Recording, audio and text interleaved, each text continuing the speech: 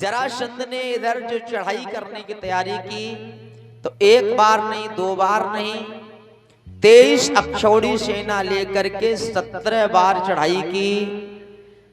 17वीं बार में मलेक सेना को लाए, जो कि काल यवन उसमें प्रमुख था।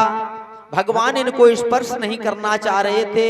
फलस्वरूप भगवान ने चकमा दे करके, बहाना बना करके रण से छोड़ करके भागने लगे। और जिस स्थान पर मुचकुंद महाराज जी सो रहे थे, उस स्थान पर जाकर के अपनी पीतांबरी को उड़ाया और एक कोने में छिपक गए। काल यवन ने कहा, अरे कृष्ण, तुझसे अगर युद्ध करना है, अगर मुझसे युद्ध करना है तो करो, यहां भाग क्यों रहे हो? यद्यपि भगवान ने 16 बार समस्त सेना का संहार किया, 17वीं बार में रण छोड़ करके भागे, केवल इसलिए क्योंकि मलेच्छों के शरीर से मेरा कहीं शरीर स्पर्श ना हो जाए, मेरी पवित्रता समाप्त हो जाएगी, इसलिए। लेकिन वो भगवान श्री कृष्ण की ऐसी कृपा, मुचकुंद जी के द्वारा इनका संहार करवाना चाह रहे थे। काल यवन ने जाकर के चरण का प्रहार किया मुचकुंद महाराज जी को। मुचकुंद महाराज जी की निद्रा खुली, उन्होंने कहा, कौन है?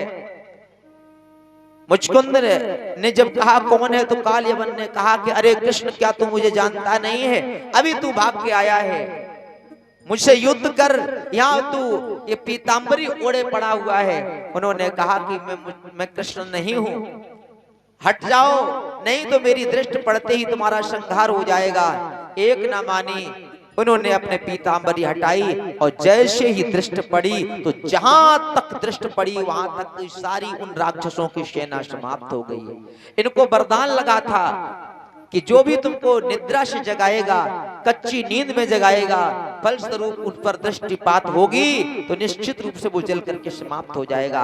आज भगवान श्री कृष्ण ने इस प्रकार से काल यवन की संपूर्ण सेना का संहार किया। इसके बाद में 18वीं बार स्वयं जरासंध फिर 23 अक्षौड़ी सेना लेकर के आया। जब चढ़ाई की तो भगवान श्री कृष्ण ने विश्वकर्मा जी के द्वारा समुद्र के अंदर एक बहुत सुंदर नगर बनवाया। कौन सा? वो है द्वारिका, जो संसार के जीव कभी नहीं कर सकते। जरा एक बात बताओ, कोई बहुत बड़ा समुद्र हो, उसके अंदर क्या आप महल बनवा सकते हो? नहीं बन पाएगा।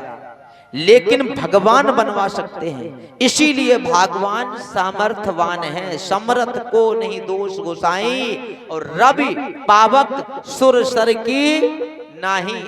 भगवान श्री कृष्ण ने एक बहुत सुंदर नगर बसवाया और योग माया की सहायता से सारे मथुरा वासियों को यहां से पुनः उस द्वारिका में स्थापित कर दिया रातों रात। प्रातः कालीन जब इसने चढ़ाई की तो भगवान श्री कृष्ण और बलराम दोनों लोग नगर से निकल के आए, युद्ध के लिए ललकारा। भगवान ने पुनः पीठ दिखा करके भाग दिए। क्यों? अति सर्वत्र वर्जते। मेरा निवेदन,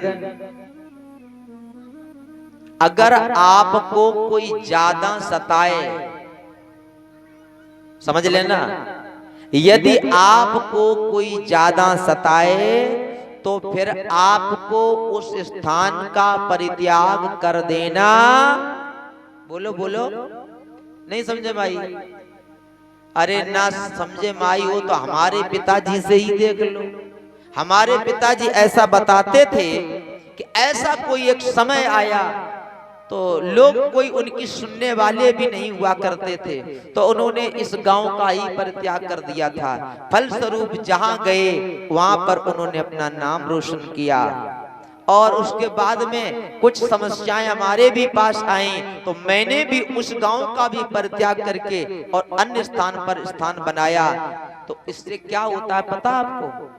आपके नाम का जय जयकार होता है और आपका व्यवहार बढ़ता है। हम ये नहीं कह रहे हैं आपसे कि आप भी छोड़ दो, लेकिन इतना निवेदन अवश्य कर रहा हूं, यदि जहां लोग जो आपको ज्यादा सताएं तो उनसे परित्याग, उनसे दूरियां बना लेनी, जैसी भगवान श्री कृष्ण ने बनाई। क्या हुआ, भाग खड़े हुए, कृष्ण से कहा, अरे कृष्ण तू पिछली बार भी कालयवन के सामने भागा था, मेरे भी सामने भागा, लेकिन भगवान को कोई फर्क नहीं पड़ा। चढ़ गए एक प्रबर्षण पर्वत पर, कृष्ण और बलराम दोनों लोगों ने वहीं से छलांग लगा दी। प्रत्युत दूरम समासंतो तुंग मारुहता गिरम प्रवर्षणारम्भ्यम भगवान नित्य यत्र वर्षति। छलांग लगा दी और सीधे द्वारिका में पहुंच गए। इस जरासंध ने विचार किया कि निश्चित रूप से इसी में कहीं बसे हैं। लकड़ियां एकत्रित करी और पूरे लकड़ियां एकत्रित करके उस जो पर्वत है उसमें आग लगाने का प्रयास किया और आग लगाई। विचार किया कृष्ण और बलराम तो इसमें मर गए होंगे, लेकिन ऐसा नहीं हुआ। सोचा कि चलो मथुरा पर चढ़ाई करें, तो संपूर्ण मथुरा नगरी खाली पड़ी है। तो जैसे एक नई गांव देहातों में एक बड़ा अच्छी कहावत कही जाती है कि खिसियानी बिल्ली खम्मा, हाँ हाँ बिल्कुल ऐसे ही जरासंध बेचारा भाग गया। बोले ये तो गायब, चला गया।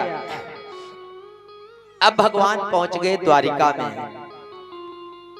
द्वारिका में जब पहुंचे, संपूर्ण मथुरा वासियों को, अर्थात यूं कहें अब द्वारिका वासियों को बड़ा प्रसन्नता, ये रातों रात महल कैसे बन गया, और ये बहुत विशाल महल, विशाल नगर बना है, इसका राजा कौन होना चाहिए। जो सब लोगों ने मिलकर के सहमत जाहिर की कि इस नगर के राजा भगवान श्री कृष्ण ही होने चाहिए।